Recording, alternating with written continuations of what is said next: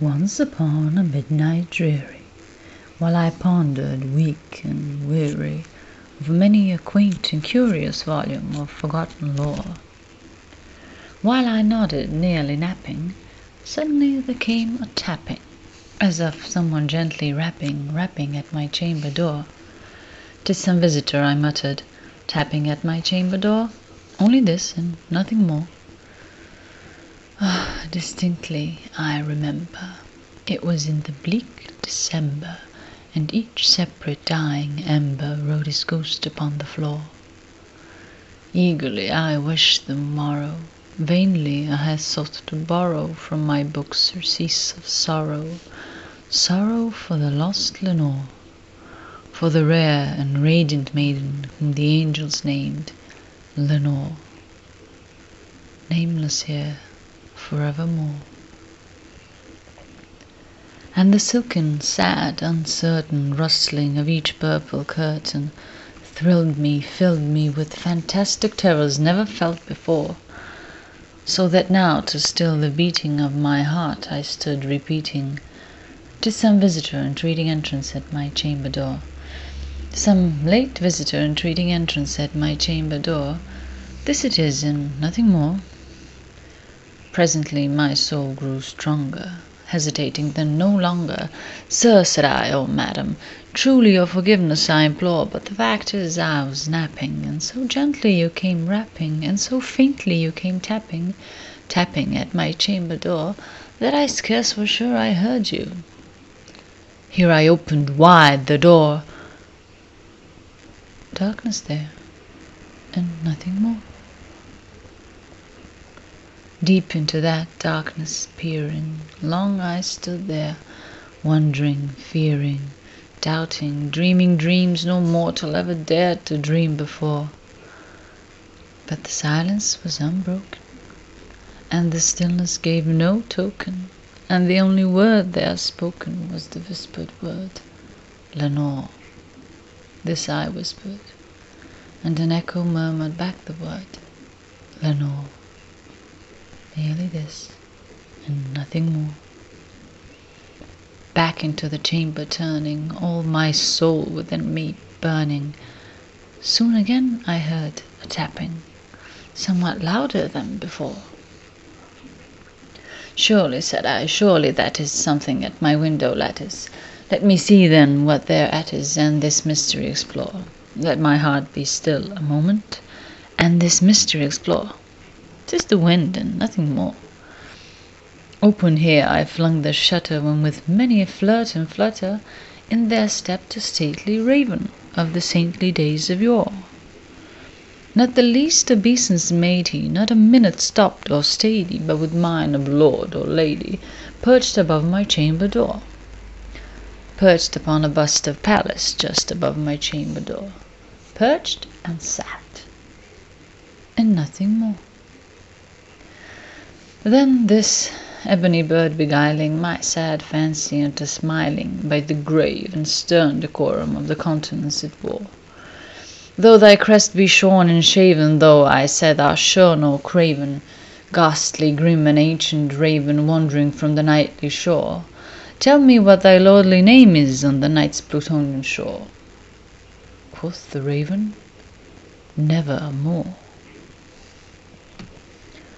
Much I marvelled this ungainly fowl to hear discourse so plainly, though its answer little meaning, little relevancy bore, for we cannot help agreeing that no living human being ever yet was blessed with seeing bird above his chamber door, bird or beast upon the sculptured bust above his chamber door, with such a name as Nevermore. But the raven, sitting lonely on the placid bust, spoke only that one word, as if his soul in that one word he did outpour. Nothing further than he uttered, not a feather than he fluttered, till I scarcely more than muttered, "Other friends have flown before. On the morrow he will leave me, as my hopes have flown before." Then the bird said, "Nevermore." Startled at the stillness broken by reply so aptly spoken, Doubtless, said I, what it utters is its only stock and store, caught from some unhappy master, whom unmerciful disaster followed fast and followed faster, till his songs one burden bore, till the dirges of his hope that melancholy burden bore, of never, never more.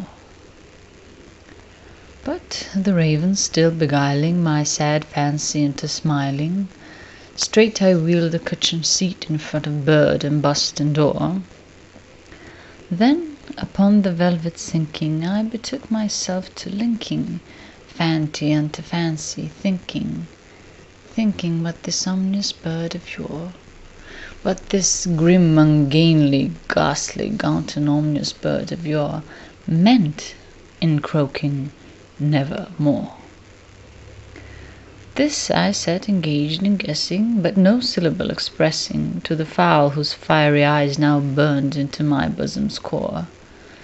This and more I said, divining, with my head at ease reclining on the cushion's velvet lining that the lamplight gloated o'er, but whose velvet violet lining with the lamplight gloating o'er she shall press nevermore.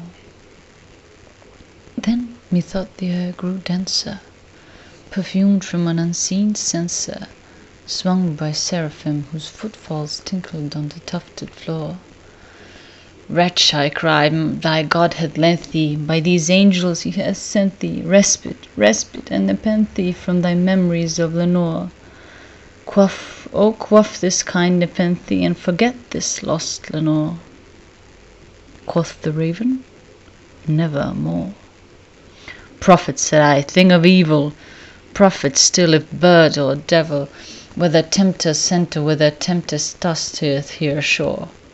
Desolate, yet all undaunted, on this desert land enchanted, on this home by horror haunted, tell me truly, I implore, is there balm in Gilead? Tell me, I implore. Quoth the raven, nevermore. Prophet, said I, thing of evil, prophet still if bird or devil, by that heaven that bends above us, by that God we both adore, tell this sore, with sorrow laden, if within the distant Aiden I shall clasp a sainted maiden, whom the angels named Lenore. Clasp a rare and radiant maiden, whom the angels named Lenore. Quoth the raven, nevermore. Be that word a sign of parting, bird of find, I shrieked up starting, get thee back into the tempest and the night's Plutonian shore. Leave no black plume as a token of that lie thy soul has spoken. Leave my loneliness unbroken, quit the bust above my door. Take thy beak from out my heart, and take thy form from off my door. Quoth the raven, nevermore. And the raven, never flitting, still is sitting on the pallid bust of Pallas, just above my chamber door. And his eyes have all the seeming of a demon that is dreaming, and the lamplight o'er him streaming throws his shadow on the floor.